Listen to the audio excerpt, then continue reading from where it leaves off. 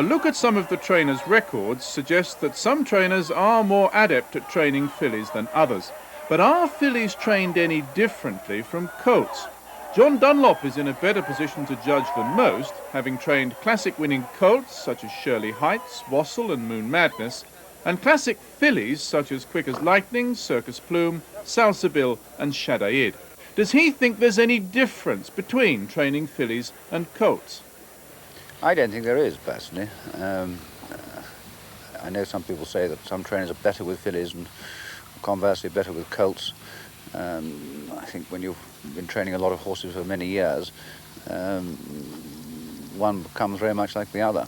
The only thing you can say about horses is that once you're dogmatic, you'll always prove wrong. But fundamentally, fillies are more delicate. They can't stand the work, probably, of colts. They can't stand the number of races as colts.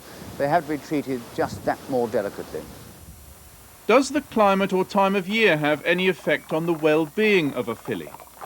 Well, I think if we get a very cold and wet spring, fillies take longer to come to hand. When I say come to hand, to really become fully fit and to really thrive. And I think in that way, yes, it does affect them. Otherwise, I think once they've got through the spring and we come into a late spring, summer climate, I don't think it makes much difference, no. The fact is we have to train them all the year. If you have a classic filly, you've got to train her for the guineas, which means doing some serious work in March.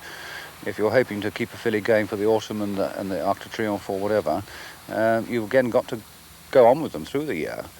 I know there's a strong theory that fillies improve tremendously in the autumn. I'm not totally convinced that is true. It depends very much on their programme through the year.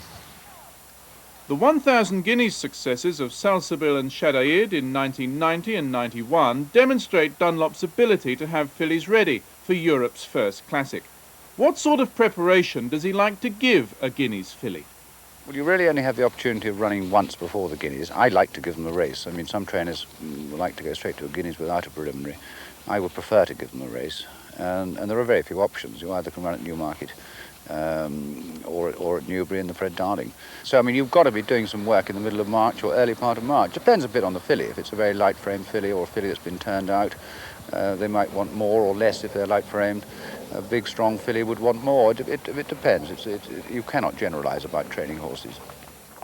Was there any difference when it came to the training of Shadaid and Salsabil? Yes, the grey filly, the Shadaid, she was a very masculine, well, masculine is the wrong word, but she was a very strong, powerful filly, needed more work, could take more work than the other filly, who was much more feminine and a sort of finely tuned filly, you know. When a filly is in season, does it always affect the performance? I mean, there are degrees of fillies being in season. Some take it very hard and they literally won't walk out of their box. Others are in season and obviously in season, but once they're tacked and once they're moving, they really forget about it. And I think their racing performance really relates to that sort of level. I wouldn't rule a horse out of a filly from running well merely because she was in season, but some of them are quite incapable of running at all. Castle Stables at Arundel is one of the country's finest private training establishments, and if a filly is highly strung, such an environment does have its advantages. There are some very highly strung fillies, and obviously the environment of, say, Newmarket with a lot of horses, and you're not always able to do exactly what you want to do. You might have to wait at the bottom of a gallop or wait at the bottom of a canter. You can be interfered with by other people's strings, can be difficult.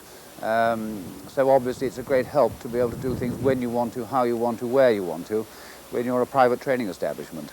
On the other hand, some fillies are very straightforward and they just go through the motions, do their work, and I'm sure they've survived quite happily at Newmarket or anywhere else. Records prove they do.